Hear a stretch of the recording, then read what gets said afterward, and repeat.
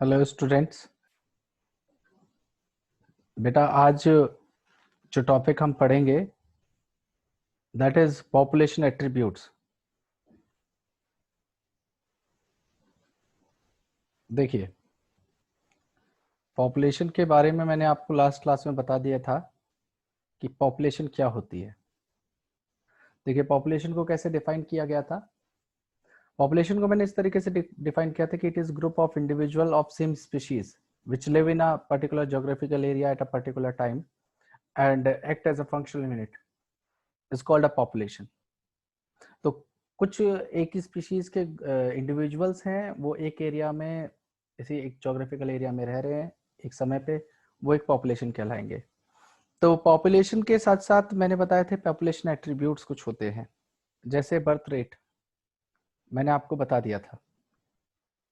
Birth rate को हम लोग नेटेलिटी भी कहते हैं, it is also called natality. इससे कैसे निकालते हैं, इसका एक रेशियो है, it is ratio of live birth to the population of that area।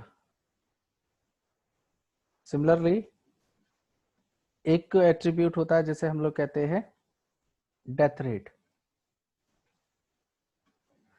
Death rate को हम लोग मॉर्टेलिटी भी कहते हैं बेटा। ये क्या है? Ratio of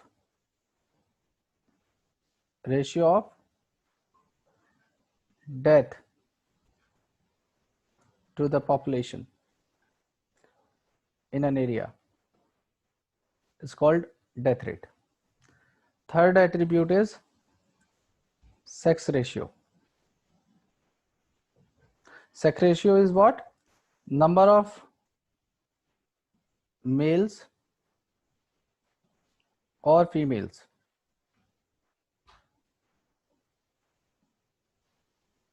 per thousand individuals।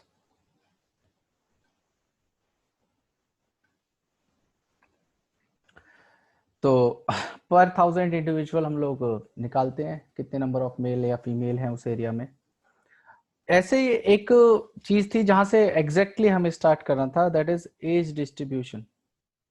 That part is age distribution.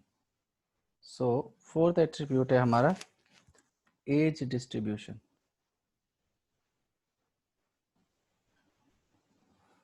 बेटा एज डिस्ट्रीब्यूशन का मतलब क्या है कि हम लोग नो परसेंटेज ऑफ इंडिविजुअल जो पर्टिकुलर किस एज में है उसको निकालते हैं।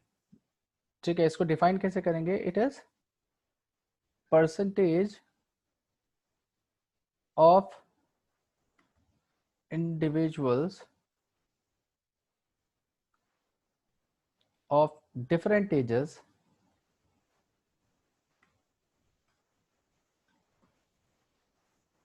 in a given population।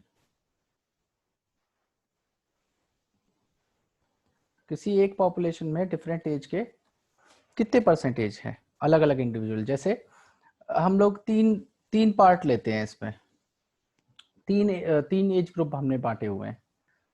एक तो एज ग्रुप होता है जिसे कहते हैं pre reproductive phase. Pre reproductive phase में वो इंडिविजुअल्स आएंगे जिनका बर्थ हुआ है और अभी वो no they are in the phase of juvenility, मतलब अभी वो जुवेनाइल ही हैं, अभी उनकी सेक्सुअल मैच्योरिटी नहीं हुई है। तो जो भी 12 या 13 ईयर्स से नीचे जितने भी इंडिविजुअल हैं वो सब प्री रिप्रोडक्टिव फेज में आएंगे।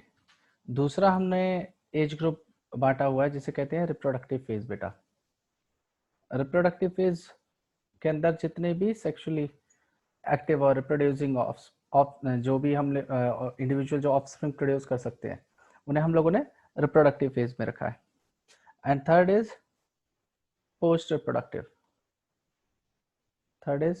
रिप्रोडक्टिव।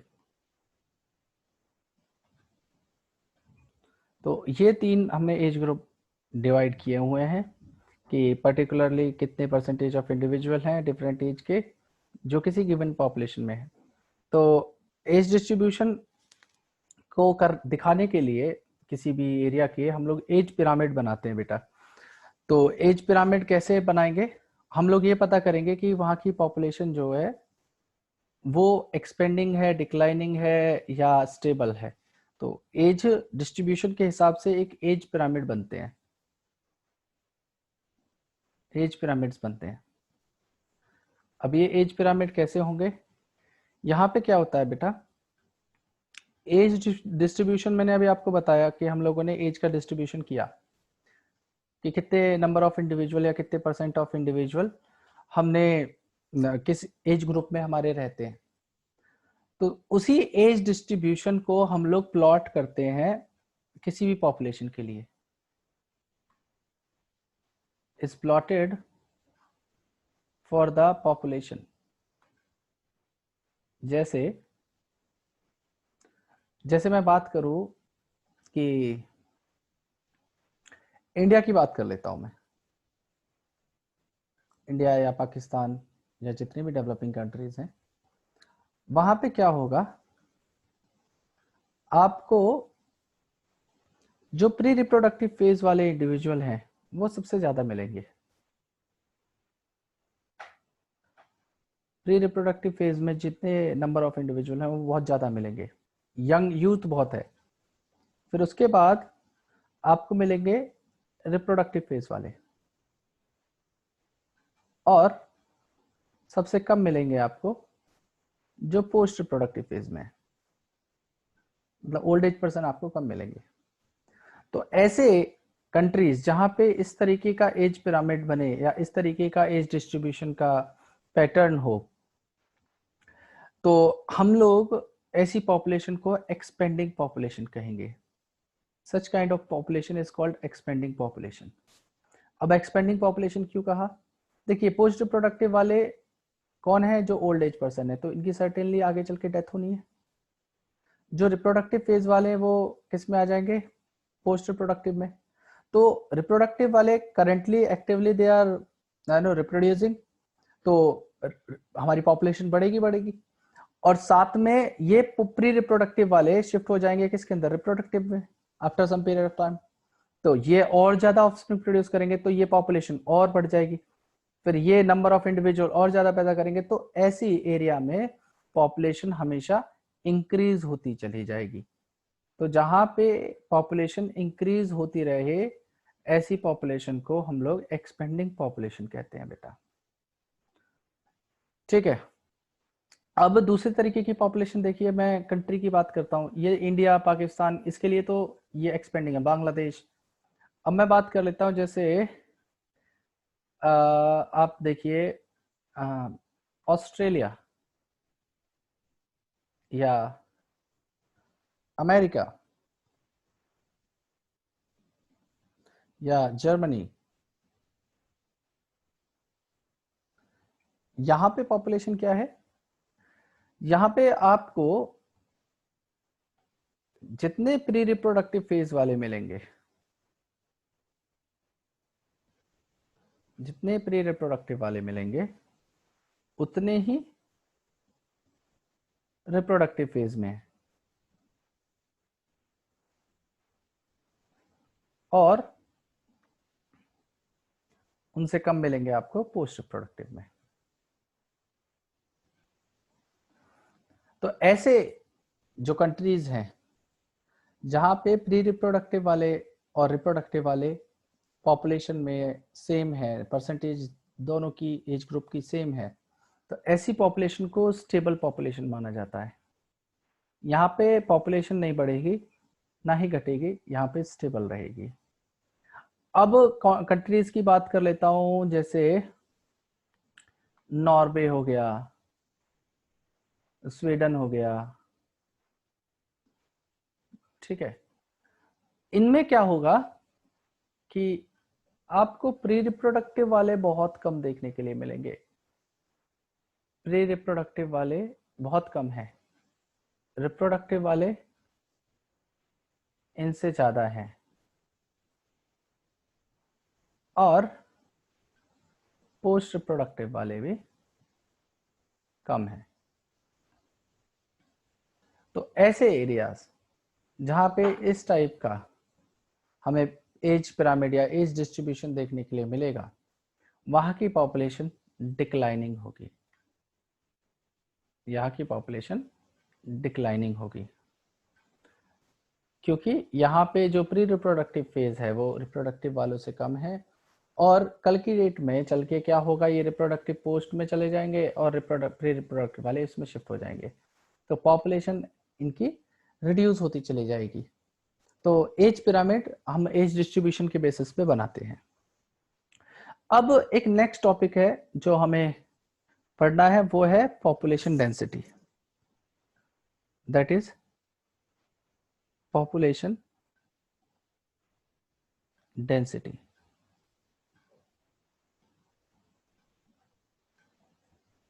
इसे एन से डिनोट करते हैं बेटा।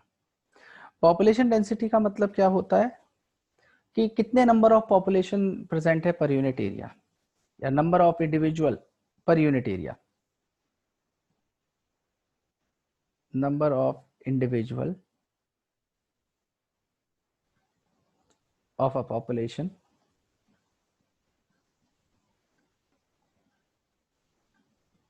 per unit area।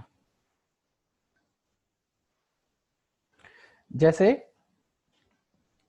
एक छोटा सा एरिया है और वहां पे बहुत सारे इंडिविजुअल रह रहे हैं, बहुत सारे इंडिविजुअल्स रह रहे हैं, तो ये जो एरिया है ये क्या होगा, पॉपुलेशन डेंस एरिया होगा, यहाँ पे पॉपुलेशन बहुत ज्यादा है।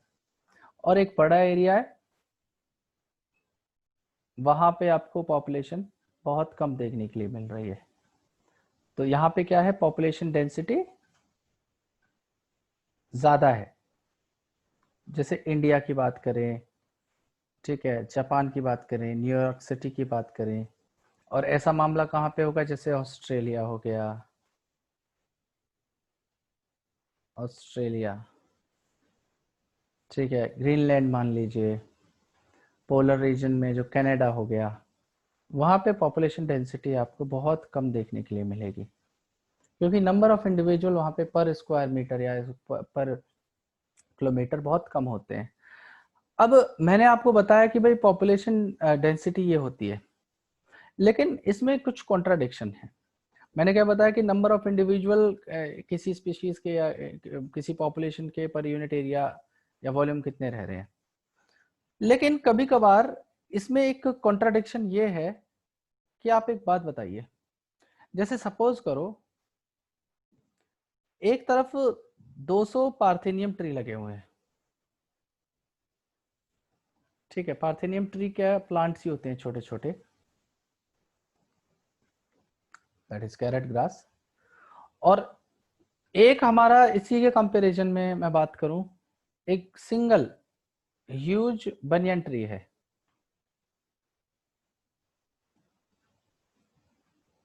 अब एक बात बताओ आप मुझे, भाई ये जो पार्थेनियम प्लांट्स है, ऑब्वियस सी बात है कि एक एरिया में हमारे ज्यादा है, और सिंगल बनियन ट्री ये अकेला इंडिविजुअल है, सिंगल मेंबर है बनियन ट्रीज का। तो यहाँ पे अगर मैं बायोमास को कंपेयर करूं तो शायद 200 ये पार्थेनियम प्लांट्स कहीं भी नहीं टिकते एक बनियन ट्री के सामने। मतलब एरिया की कवर की बात करूं कि कितने परसेंटेज ऑफ एरिया कवर्ड है, तो जो बनियन ट्री है इसकी बहुत बड़ी कैनोपी होगी, बहुत बड़ा एरिया ये कवर कर रहा होगा, और 200 पार्थेनियम जो प्लांट्स हैं वो छोटे छोटे से हैं। तो कभी कभार क्या होता है, इन सम केसेस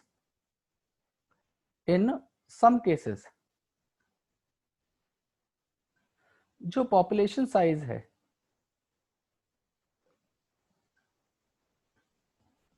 उसको हम मेजर करें परसेंटेज कवर में तो ज्यादा बेहतर है, is measured in percentage cover और बायोमास। तो ये थोड़ा सा ज्यादा मीनिंगफुल मेजर होगा, it would be more meaningful measure. देखो पॉपुलेशन डेंसिटी के हिसाब से तो पार्थेनियम प्लांट बहुत ज्यादा है भाई, एक के मुकाबले 200 तो 199 ज्यादा है ना भाई, लेकिन अगर सिंगल ह्यूज बनियन ट्री की अगर मैं बायोमास की बात करूं या परसेंटेज कवर की बात करूं, तो वो बनियन ट्री का बहुत ज्यादा है इन 200 पार्थेनियम प्लांट से। तो it would be more meaningful measure of population size. और ये हमारा शो करता है कि हाँ बनियन ट्री का क्या इंपॉर्टेंस है। अब कभी कभार क्या होता है, पॉपुलेशन डेंसिटी भी निकालनी मुश्किल हो जाती है ना, पॉपुलेशन को काउंट करना भी बहुत मुश्किल हो जाता है। जैसे सपोज करो एक पॉन्ड है और उस पॉन्ड में कितनी नंबर ऑफ फिशेस हैं, या एक लेक है ठीक ठाक, मतलब आप 5 किलोमीटर की वो लेक मान लीजिए। अब आप उस 5 किलोमीटर की लेक में कैसे काउंट करेंगे कितने नंबर ऑफ फिशेस हैं? तो उस केस में क्या किया जाएगा? तो मैं उसी केस को लिख रहा हूं कि sometimes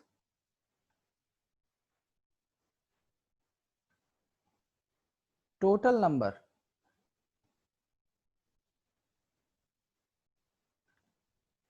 is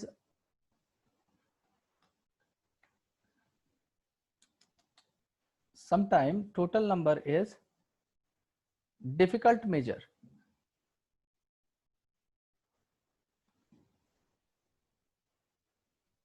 for a huge population। एक बड़ी पॉपुलेशन के लिए टोटल नंबर को काउंट कर पाना बहुत मुश्किल है। जैसे मैंने अभी आपको बताया कि एक बहुत बड़ी लेक है, उसमें टोटल नंबर ऑफ फिशेस आप काउंट करके बताइए, तो कैसे आप पता करेंगे कि इतनी नंबर ऑफ फिशेस यहाँ पे है? तो इस केस में हम लोग क्या करते हैं, हम एक डेंसिटी निकालने का तरीका है जिसे कहते हैं रिलेटिव पॉपुलेशन डेंसिटी। तो हम यहाँ पे रिलेटिव पॉपुलेशन डेंसिटी को मेजर करेंगे या काउंट करेंगे। अब इसमें रिलेटिव पॉपुलेशन डेंसिटी को कैसे निकाल करा जाएगा? इसमें आप क्या करेंगे, जैसे सपोज करो ये एक पॉन्ड है या लेक है, आप एक एरिया डिसाइड करेंगे, ठीक है, इतने आपने स्क्वायर मीटर का एरिया देख लिया या स्क्वायर फीट का एरिया देख लिया, और इसका टोटल एरिया आपको पता है, इसका टोटल एरिया आपको पता है, और आपने इस टोटल एरिया में से इतने एरिया को सिलेक्ट किया, ठीक है, तो ये आपने सेलेक्टेड एरिया है।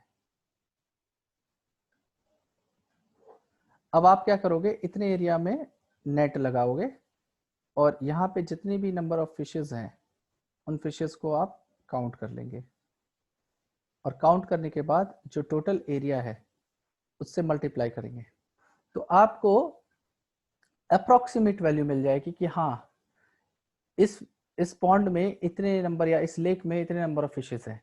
तो इसके लिए एक एग्जांपल है, आप क्या कर सकते हैं कि नंबर ऑफ फिश कॉट पर ट्रैप। तो एक बार आपने ट्रैप लगाया, उसमें कितने नंबर ऑफ फिशेस फंसी, और उसके हिसाब से आप एरिया को कैलकुलेट कर लोगे, एरिया को कैलकुलेट करके उसे मल्टीप्लाई कर दोगे, तो वो इंडिकेट करेगा it's total population density, population density in the lake. और कभी कभार ऐसा होता है, जैसे कुछ हमारे इनडायरेक्ट एस्टिमेशन किए जाते हैं, there are some methods of indirect estimation. जैसे टाइगर सेंसस होता है, टाइगर पॉपुलेशन को काउंट किया जाता है जिसमें, तो नेशनल पार्क में क्या किया जाता है, टाइगर्स को उनके पग मार्क्स के बेसिस पे काउंट किया जाता है, उनके फीकल पैलेट्स जो मिलते हैं उसे काउंट किया जाता है। तो ये इनडायरेक्ट एस्टिमेशन है, लेकिन आजकल एडवांस टेक्नोलॉजी हो गई है बहुत ज़्यादा। हमने जीपीएस सिस्टम का यूज़ करते हैं, उनको छोटे छोटे जो ट्रैप्स हैं या फिर सेंसर्स हैं, वो जैसे कोई टाइगर पकड़ा उसको वो लगा दिया, या उसको वो स्ट्रिप लगा दी, तो अगली बार अगर वो दिखेगा तो उसको कैलकुलेट नहीं करना है क्योंकि वो ऑलरेडी काउंटेड हो चुका है। तो अब तो ये बहुत ज़्यादा एडवांसमेंट हो गई है, लेकिन पहले इनडायरेक्ट एस्टिमेशन क्या किया जाता था पॉपुलेशन साइज को पता करने के लिए, जैसे टाइगर सेंसस के लिए, टाइगर सेंसस के लिए क्या करते थे, कि पग, जो नंबर ऑफ पग मार्क्स हैं उन्हें काउंट किया जाता था, और उनके जो फीकल पैलेट्स हैं उन्हें काउंट करते थे। तो ये कुछ एक मेथड्स थे जो पुराने टाइम में या कन्वेंशनली पहले यूज़ किए जाते थे, लेकिन अब तो एडवांस टेक्नोलॉजी है, ड्रोन्स हैं, कैमराज हैं, उन सब को लगा के हम जो है काउंट कर सकते हैं। अब बात करते हैं पॉपुलेशन ग्रोथ की। यहाँ तक तो बात हो गई कि भाई कि क्या नाम है, क्या क्या होता है पॉपुलेशन के रिलेटेड, जितनी भी चीज़ें थी हमने पढ़ ली है। अब बात करते हैं पॉपुलेशन ग्रोथ की, कि पॉपुलेशन ग्रोथ क्या होती है। देखिए, size of population ever changing aspect है, ये हमेशा बदलता रहता है। और मैंने आपको बताया था पहले क्लास में कि ये डिपेंडेंट है किस चीज के ऊपर, ये डिपेंडेंट है अवेलेबिलिटी ऑफ फूड के ऊपर, प्रेडेशन प्रेशर के ऊपर, वेदर कंडीशन के ऊपर। तो साइज ऑफ पॉपुलेशन जो है किसी एरिया का, वो कांस्टेंट नहीं रह सकता। Of a population is a ever changing aspect.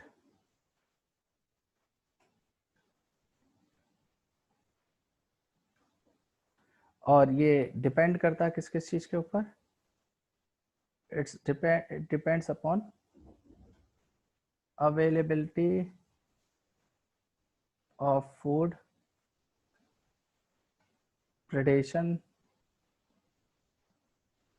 and weather condition।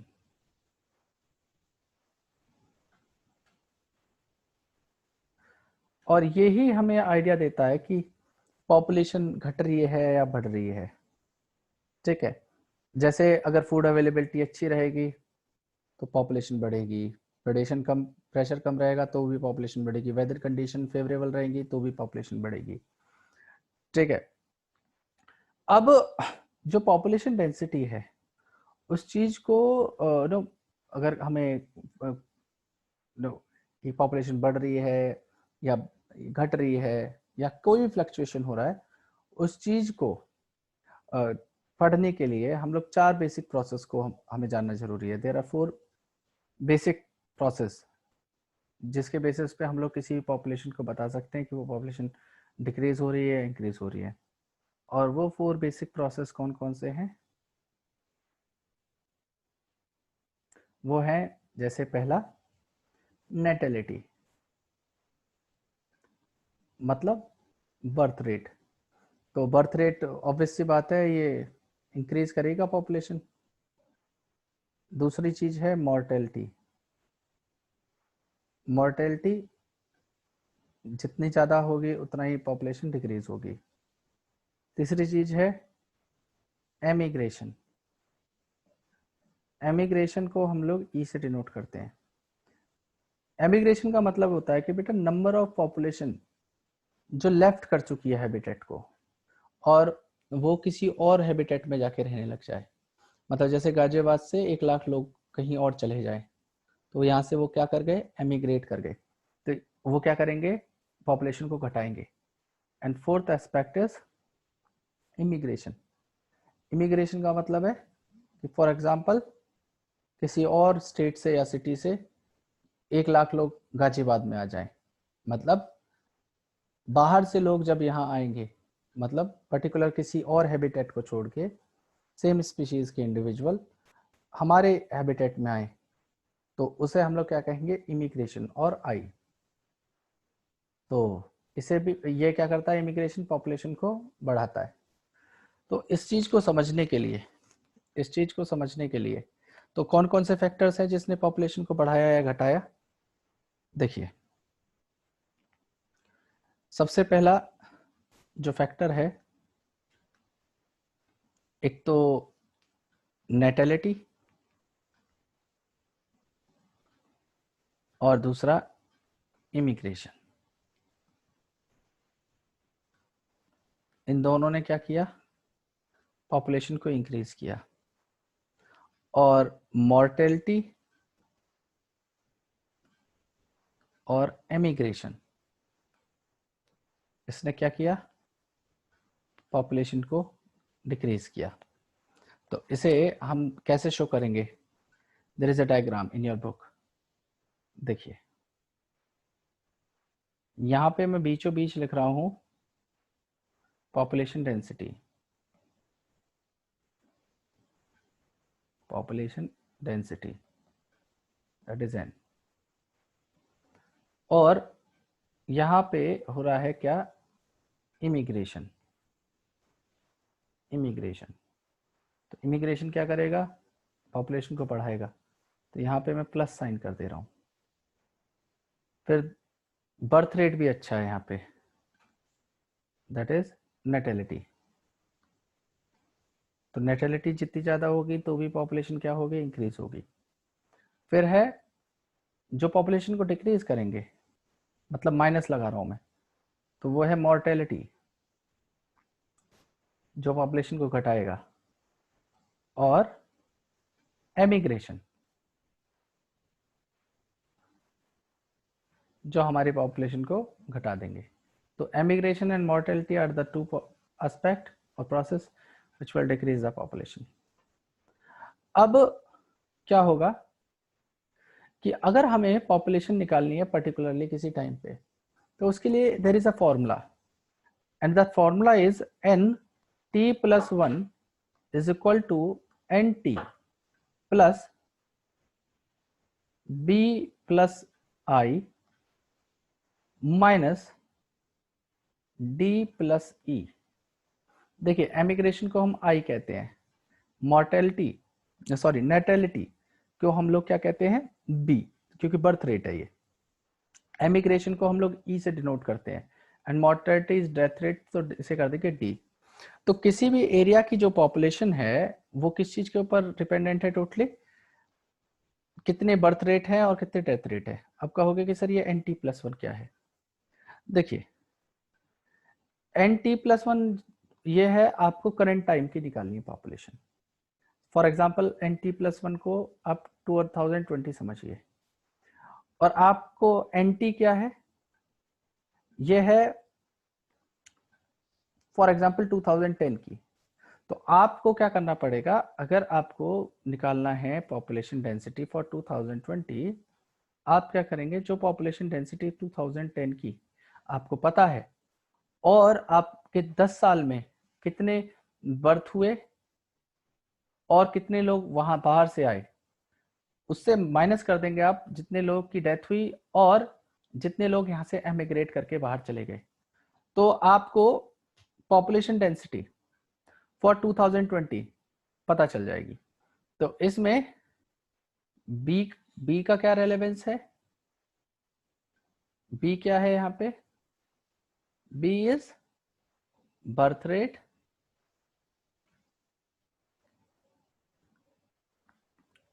I is immigrants या immigration, D is death rate, E is emigration या immigrants, N is population density, and जो हमारा पॉपुलेशन डेंसिटी है, जैसे population लिखा हुआ है ना एन टी, तो ये क्या है? Population density at time T. तो जो पुरानी पॉपुलेशन डेंसिटी पता है वो टाइम टी की पता है आपको, और एन टी प्लस वन हो जाएगा जो आपको मेजर करनी है, ठीक है, जो अभी आपको करेंटली निकालनी है वो टी प्लस वन होगा। तो ये फॉर्मूला आपको याद रखना है, इसके ऊपर न्यूमेरिकल नहीं आते, बस ये पूछ ली जाती है, ये फॉर्मूला पूछ लिया जाता है, या ये वाला जो चार्ट है इसको, इसके अंदर क्या करेंगे वो लोग? इसको ब्लैंक कर देंगे, या इसको ब्लैंक कर देंगे, या इसको ब्लैंक कर देंगे, इसको ब्लैंक कर देंगे, किसी को भी ब्लैंक कर देंगे, और वहां पे आपको इसे फिल करना है, ए बी सी डी करके दे देते हैं, फिलअप्स बना देते हैं इसके। तो ये बात थी हमारी किसकी? पॉपुलेशन डेंसिटी की। अब जो अगला टॉपिक हमें करना है वो है ग्रोथ मॉडल। ग्रोथ मॉडल, और हमें यहाँ पे दो ग्रोथ मॉडल्स पढ़ने हैं बेटा। पहला ग्रोथ मॉडल है exponential growth model, exponential growth model, और दूसरा वाला जो हमें पढ़ना है, it is logistic growth model. Exams में लॉजिस्टिक ग्रोथ मॉडल को वरहुल्स्ट पेयर मॉडल के नाम से भी पूछा जाता है। वरहुल्स्ट पेयर लॉजिस्टिक मॉडल भी इसको कहते हैं। अब एक एक करके एक एक मॉडल की बात करेंगे। सबसे पहले मैं आपके सामने एक्सपोनेंशियल मॉडल को एक्सप्लेन करता हूं कि एक्सपोनेंशियल ग्रोथ मॉडल क्या है, इसे समझिएगा। देखिए, एक्सपोनेंशियल ग्रोथ मॉडल का मतलब यह है, इन्होंने यहां पे क्या कहा है कि जो रिसोर्सेज हैं वो अनलिमिटेड है। तो ऐसा हो नहीं सकता। क्या ऐसा है कि अर्थ के ऊपर अनलिमिटेड स्पेस है और इन्फानाइट ही फूड है, पॉपुलेशन कितनी बढ़ती चली जाए, फूड सबको मिलता चला जाएगा, स्पेस सबको मिलेगा? बट एक्सपोनेंशियल मॉडल जो है ये एक तरीके से रियलिस्टिक मॉडल नहीं है बेटा, ये एक अनरियलिस्टिक कंडीशन है, हाइपोथेटिकल कंडीशन है, ऐसा पॉसिबल नहीं हो सकता। तो ये मॉडल में क्या बोला है कि रिसोर्सेज हैं अनलिमिटेड, तो जैसे ही रिसोर्स अनलिमिटेड हुए हर स्पीशीज ने रियलाइज करा अपने इनेट पोटेंशियल को और उन्होंने अपनी पॉपुलेशन को एक्सपोनेंशियली बढ़ाना शुरू कर दिया। तो each species realises its innate potential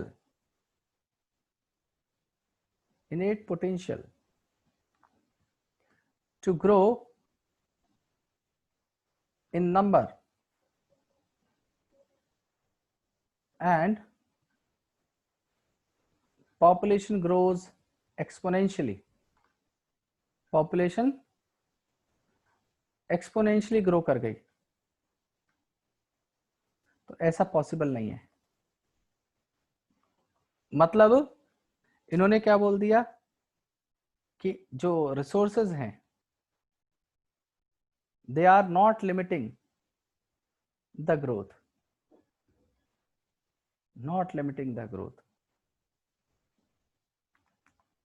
मतलब कहने का क्या है इनका कि रिसोर्स हैं हमारे अनलिमिटेड,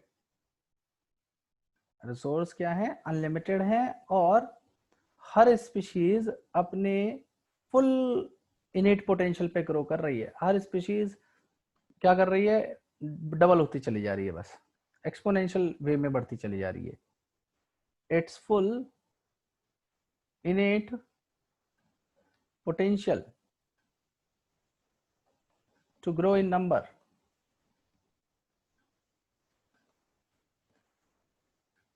तो यहां पे क्या होगा, अगर इसे ग्राफ को प्लॉट किया जाए, ये ग्राफ लिया मैंने एक्स और वाई एक्सिस पे, यहाँ पे ले लिया मैंने टाइम और इस तरफ ले लिया पॉपुलेशन डेंसिटी, पॉपुलेशन डेंसिटी। तो हमारा मॉडल किस तरीके से बनेगा? देखिए, पॉपुलेशन क्या होगी, बढ़ती जा रही है, बढ़ती जा रही है, बढ़ती जा रही है, बढ़ती जा रही है, बढ़ती जा रही है, घटने का कहीं नाम ही है इसका। तो यहाँ पे आपको किस तरीके का कर्व देखने के लिए मिलेगा, आपको जे शेप का कर्व देखने के लिए मिलेगा। You will get a J shape curve.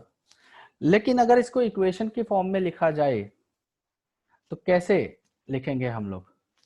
देखिए, इसका एक फॉर्मूला है, ये आपको याद करना पड़ेगा। एक्सपोनेंशियल इक्वेशन है हमारी। अब ये एक्सपोनेंशियल इक्वेशन क्या कहती है ग्रोथ की? ये है N T is equal to N naught E R T, जिसमें एन टी है population density at time T, density after time T, और एन नॉट है population density at time zero. मतलब एन नॉट पता है, एन टी हमें पता करनी होती है। मतलब आफ्टर सम टाइम अगर इतनी पॉपुलेशन डेंसिटी है और इसमें हमें आर और ई भी पता होने चाहिए, तो भाई साहब आपका आर क्या होगा, आर होगा intrinsic rate of natural increase, मतलब ये वेरी करता है, इंट्रिंसिक रेट वेरी करता है स्पीशीज टू स्पीशीज, कि कौन सी स्पीशीज का कितना रेट है इंक्रीज करने का।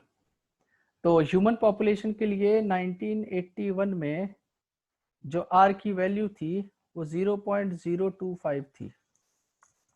The R value in 1981 was 0.02205 ये थी। और अगर मैं इंडिया की बात करूं तो ये इंडिया के लिए 1981 में गिवन है, लेकिन 2001 में ये बढ़ के अप्रोक्सीमेटली 0.176 हो गई। तो ये आर की वैल्यू जो है ये वेरी करती है। जैसे नॉर्वे कंट्री है, वहां पे तो और बहुत कम है, नॉर्वे में बहुत ज्यादा कम है। नॉर्वे के अंदर आर की वैल्यू है अप्रोक्सीमेटली 0.015। ठीक है, तो आपको आर की वैल्यू गिवन होगी, हालांकि इसके ऊपर कोई न्यूमेरिकल नहीं आएगा, आपको डरने की कोई बात नहीं है, बस आपको ये फॉर्मूला और इसके जो है ये क्या क्या होते हैं ये सब पता होने चाहिए। और इसमें जो ई है, ई का मतलब है E is the base of natural logarithm, base of natural logarithm, और इसकी भी वैल्यू डिसाइडेड है, इट इज 2.718 अप्रोक्सीमेटली। तो आप इस फॉर्मूला को याद कर लेंगे, मतलब रट लेंगे पूरे अच्छे तरीके से। फिर अगर इस पॉपुलेशन डेंसिटी को अगर दूसरे बेसिस पे बनाया जाए, ठीक है, पॉपुलेशन साइज को अगर दूसरे एस्पेक्ट में देखा जाए, तो हम इसको कैसे डिफरेंशियल इक्वेशन में कैसे रख सकते हैं, dn upon dt is equal to b minus d into n। तो यहां पे क्या हो जाएगा, बर्थ माइनस डेथ जो होता है ये होता है इक्वल आर के, तो ये हो जाता है dn upon dt is equal to R N. ठीक है जी, तो ये जो इक्वेशन आई ये किसके लिए आई, एक्सपोनेंशियल ग्रोथ के लिए। तो यहां पे जब आप ग्राफ प्लॉट करेंगे तो ग्राफ में हमेशा याद रखेंगे कि ये जो इक्वेशन आई है, जे शेप कर्व आया है, ये dn upon dt is equal to R N, मतलब ये हमारा एक्सपोनेंशियल ग्रोथ के लिए आया है। आपको कोई भी क्वेश्चन इसके ऊपर नहीं करने दिया जाएगा, आपको केवल याद रखना है इस फॉर्मूले को, एक तो N T equal to N naught E R T, और दूसरा D N upon D T equal to R N, जिसमें आर की वैल्यू बी माइनस डी दी गई है। अब दूसरा मॉडल जो दिया गया वो मॉडल है logistic model, logistic growth model, जिसको मैंने क्या कहा था अभी थोड़ी देर पहले, इसका दूसरा नाम भी बताया था, it is also known as Verhulst Pearl logistic growth.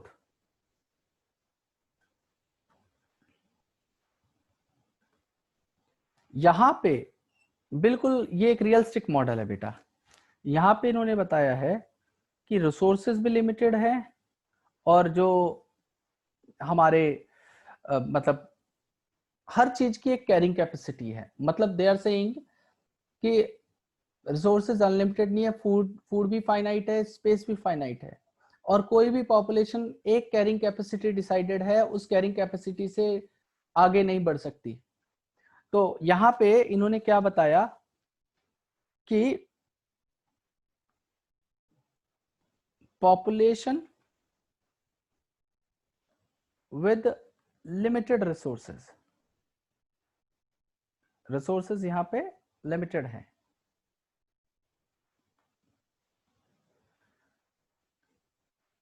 क्या होगा, जैसे ये ग्राफ प्लॉट कर रहा हूं मैं, लिमिटेड रिसोर्सेज में है तो सबसे पहले पॉपुलेशन एक लेग फेज में जाएगी, फिर धीरे धीरे बढ़ेगी, एक्सपोनेंशियल फेज में जाएगी, और एक लेवल ऐसा आएगा जब स्टेशनरी हो जाएगी। और ये इसके ऊपर ये लगा रहा हूं मैं के, मतलब कैरिंग कैपेसिटी, मतलब पॉपुलेशन कभी भी कैरिंग कैपेसिटी से आगे नहीं बढ़ सकती। ये कैरिंग कैपेसिटी पे आके क्या हो जाती है, इसे कहते हैं दिस पार्ट, यहाँ पे आके स्टेशनरी हो गई ना, इसे एसिम्पटोट भी कहते हैं, एसिम्पटोट और स्टेशनरी। और यहां ये पार्ट क्या रहा, ये एक्सपोनेंशियल था फेज, जहां पे पॉपुलेशन बढ़ रही थी, और इनिशियली जब बढ़ना शुरू हुई थी तो इस पार्ट को क्या कहते हैं, लेग फेज कहते हैं। तो इसके लिए क्या बताया कि जब पॉपुलेशन के पास लिमिटेड रिसोर्सेज होते हैं तो वो क्या करती है, इनिशियली तो लेग फेज शो करती है, initially it will show lag phase. फिर लेग फेज के बाद आता है हमारा फेज ऑफ एक्सेलरेशन या एक्सपोनेंशियल, जहां पे पॉपुलेशन बहुत ज्यादा बढ़ेगी, मतलब यहां पे आ गया एक्सपोनेंशियल। और फिर उसके बाद हमारा आ जाएगा स्टेशनरी फेज, जैसे ही कैरिंग कैपेसिटी के आसपास पहुंच जाएगी, एसिम्पटोट। ठीक है जी। तो पॉपुलेशन डेंसिटी के पास पहुंचते ही क्या हो जाएगी, वो एसिम्पटोट हो जाएगी, मतलब स्टेशनरी हो जाएगी, उससे आगे नहीं बढ़ेगी। तो इसके लिए क्या कंडीशन दी गई है, इसके लिए कंडीशन है व्हेन responses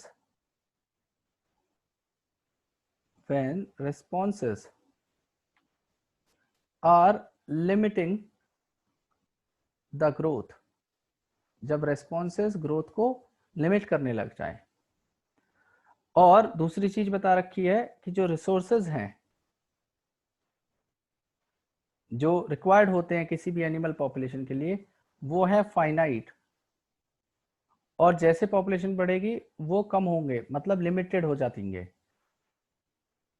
वो लिमिटिंग हो जाएंगे। और ये जो मॉडल है ये मोर रियलिस्टिक मॉडल है बेटा, it is more realistic model. पहला वाला रियलिस्टिक नहीं था। और यहां पे आपको क्या एस शेप का कर्व देखने के लिए मिलेगा।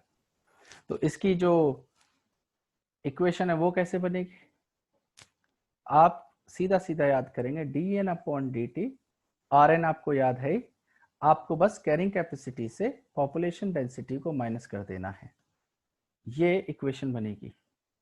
तो आपको ये दोनों लाइन ग्राफ की, एक तो ये वाला टाइम और इधर पॉपुलेशन डेंसिटी, ये याद रखनी है, जिसमें ये जो हुआ, ये जे शेप कर्व जो बना dn/dt = Rn, ये तो मिला किसके लिए, आपके एक्सपोनेंशियल ग्रोथ मॉडल के लिए।